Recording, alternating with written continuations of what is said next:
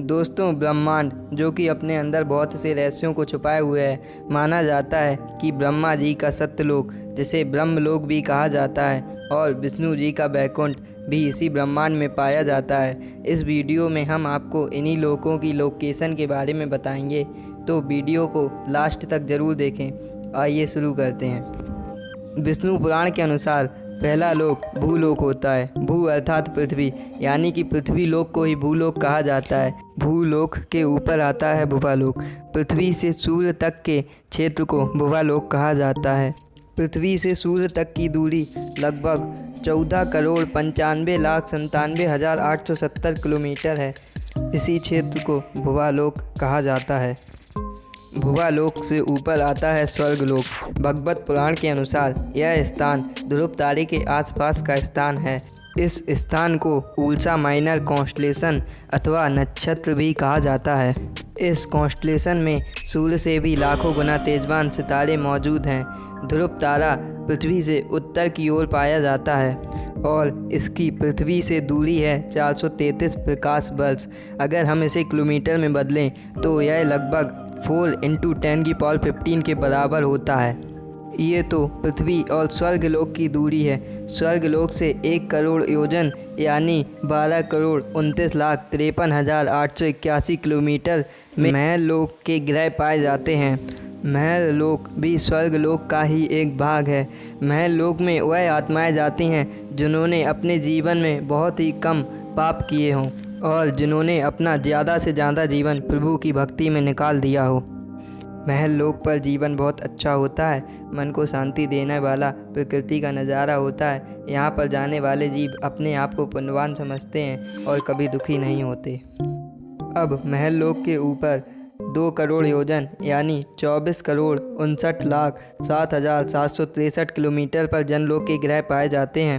इस लोक पर जाते हैं अच्छे कर्म करने वाले लोग, जो स्वयं के स्वार्थ को त्याग कर हमेशा दूसरों की मदद करते हैं, दान धर्म करते हैं और ईश्वर की आराधना करते हैं। जनलोक महालोक से ज़्यादा तेजस्वी होता है। इधर पर जाने वाली जीवात्माएं स्वयं देवताओं का दर्शन कर सकती हैं। देवताओं को दर्शन करने का भाग जनलोक में जाने वाली जीवात्माओं को मिलता है।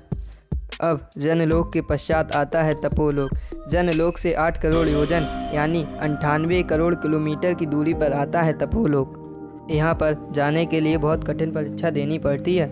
यहाँ पर केवल ऋषि मुनि और साधु लोग ही जा सकते हैं, जो अपना पूरा जीवन ईश्वर की आराधना करने में निकाल देते हैं तथा उनको पाने की चाह रखते हैं। स्वर्गलोक का सर्वोच्च स्थान माना जाता है। यहाँ पर जाने वाले लोग स्वयं देवताओं से मिल सकते हैं। तपोलोक बहुत से देवताओं का भी निवास स्थान है, जैसे कि वरुण देव, अग्निदेव आदि। यह देवता तपोलोक पर ही निवास करते हैं।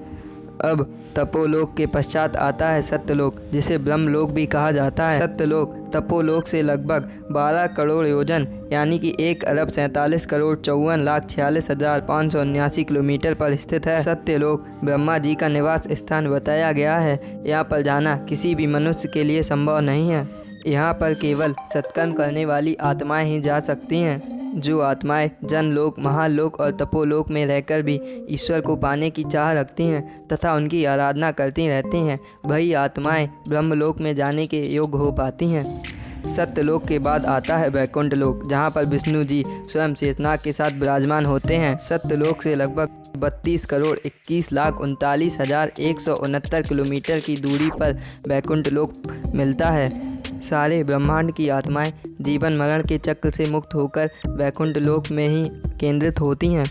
यहाँ पर जाने वाली आत्माएं मोक्ष को प्राप्त होती हैं। वैकुंठ लोक किसी भी आत्मा का अंतिम स्थान होता है और इसे ही ब्रह्मांड का अंत भी कहा जाता है। लेकिन दोस्तों, ये सब आंकड़े आध्यात्मिक जगत के आधार पर बताए गए हैं तथा प्राचीनतम ग्रंथ हिंदू पुराण और वेदों में उनका उल्लेख भी मिलता है। साइंस और फिजिकल वर्ल्ड से इनका कोई संबंध नहीं है, ना ही ये किसी साइंटिस्ट और फिजिशियन द्वारा बताए गए हैं। तो इस प्रकार अगर हम पृथ्वी से वैकुंठ की दूरी का पता लगाएं तो यह होता है लगभग 4 पद्म, 10 नील, 40 खरब, 3 अरब, 15 करोड़ 78,444 किलोमीटर। तो आप देख सकते हैं कि पृथ्वी से वैकुंठ कितना ज़्यादा दूर है। अगर हम आज की टेक्नोलॉजी से वैकुंठ पहुंचने की कोशिश करें तो हमें कितना समय लगेगा, इसके बारे में जानते हैं। आज की टेक्नोलॉजी के हिसाब से हम अंतरिक्ष में 39,000 किलोमीटर प्रति घंटे की रफ्तार से ट्रैवल कर सकते हैं और अगर हम इस रफ्तार से वैकुंठ जाने की कोशिश करेंगे तो हमें लगभग 10,52,30,85,000 घंटे लग सकते हैं, मतलब 12 लाख साल लग सकते हैं। तो दोस्तों, आज की टेक्नोलॉजी के हिसाब से तो हम कभी वैकुंठ जा ही नहीं सकते, लेकिन आध्यात्मिक मार्ग से हम ज़रूर वैकुंठ पहुंच सकते हैं और विष्णु जी का साक्षात्कार कर सकते हैं। तो दोस्तों, ये थी हमारी आज की वीडियो। आपको ये वीडियो कैसी लगी हमें कमेंट में ज़रूर बताएं और अगर आपने हमारी चैनल को सब्सक्राइब नहीं किया है तो चैनल को सब्सक्राइब कर लें, जिससे आगे आने वाली वीडियो की लेटेस्ट अपडेट आप मिस ना कर पाएँ।